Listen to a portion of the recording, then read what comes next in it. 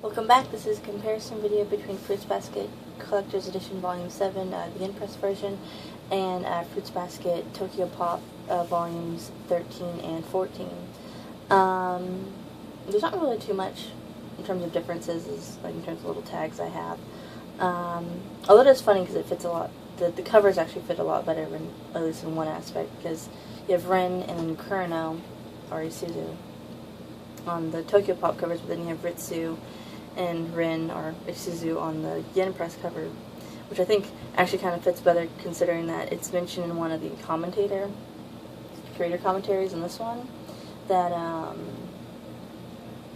this book, even though it has Kurano on the cover, it really doesn't, it's really not even about Kurano, and in fact it's actually about, the majority of this volume 14 is actually about Isuzu, so it's kind of funny how it matched up. Let's go ahead and get this started. If you notice, I don't even have anything marked for 14, or 13, because the things that are missing for 13 are, you have the Run Waking Out, the table of contents, story so far, and then character introduction page. And the only thing that's moved around is this filler sketch. Which that filler sketch I'll get to in a minute. But then at the back of the volume you have thankful page, the grateful page. The things that are missing are because there's a new thank you page, obviously. Just preview for the next volume, Year of the Horse, fan art, and then advertisements for other TOKYOPOP volumes and series. Now, what I mean by that it's moved around, now I can just go ahead and show you this, is that of course it's not,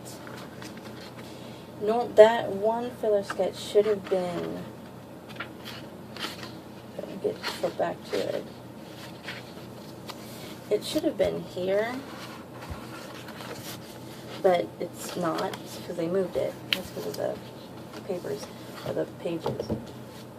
It ends up getting moved actually all the way back to here, which is really far back, and I still have to hold this because it's kind of weird, but that's because the majority of 13 didn't have any cover pages / filler sketches. It just moved right on into the next chapter, so that's why there were a lot of filler sketches or anything.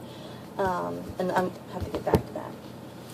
14 is a little bit different. So with 14, things that I'm missing is, and once again, because I bought this volume used as well, and I didn't realize this until just now, but it's also missing the Kurano waking up in the morning page. I didn't realize that until just now, but it's fine. But it's also missing table of contents, story so far, and then the little character info pages. But then all the other filler sketches are in the same place. So you have, and this is why I have this. So you have the story so far page, or not story, the thank you page is here. However, and I guess and this is just because volume 13, this is really the first opportunity that they had, because again, volume 13 really didn't have a lot of places for the filler sketches. So they put this filler sketch where they put this filler sketch all the way kind of more near the front of volume 14, because, I guess more halfway through, because that's really the only place, that's really the only available spot that they could put it at. You know what I mean? But it makes sense. It's like, okay, can't really do much about that. I forgot to do the back of this book, didn't I? Let me do the back of volume 14. So the back of volume 14 is the preview for the next volume, Year of the Rooster, fan art, and then other advertisements for TOKYOPOP volumes. The other thing that it's not really, alright, it's not really like it was a big, it's one of the translation differences that I noticed that I wanted to point out, because I thought it actually kind of makes more sense.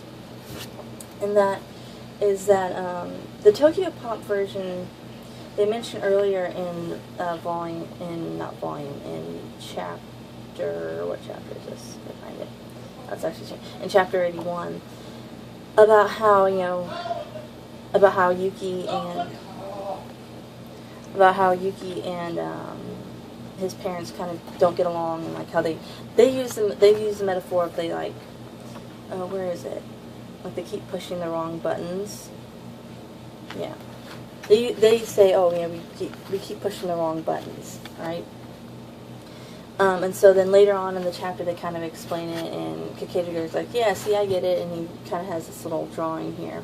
And I mean, it makes sense at the time because that's a more common phrase. It's how you would more commonly say it when it comes across. However, Yen Press actually changed up that little metaphor a bit, and it actually makes more sense with the visuals because they have the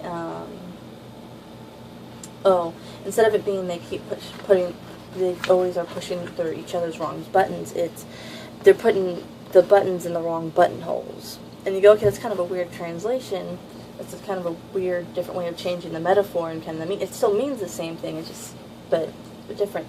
But it makes more sense in terms of the visuals when Kakeru kind of restates it again, because he's like in the Tokyopop versions, like, oh, say if I press right here, and say this doesn't make it seem like it's totally, it could be cool to have, all the wrongs button pushed or whatever.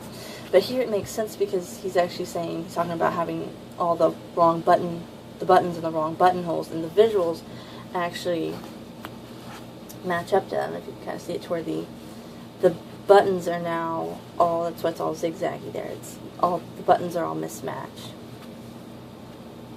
And so I thought it was interesting that that actually makes more, I mean, both the analogies that they use, that the Tokyopop and Yen Press use, makes sense, but Yen Press's makes more sense in terms of this visual right here that they were going for. Other than that, that's really about it. There's really not much else to talk about. I don't think there is. I have to set this back up somehow, if I can. Other than that, it's just continuing to work on continue reading through these things. I should be working on, we'll be working on volume 8, and then volumes 15 and 16 after this. Yeah, 15 and 16. So I mean, that's really about it for now. So I mean, I guess thanks for watching, and bye for now.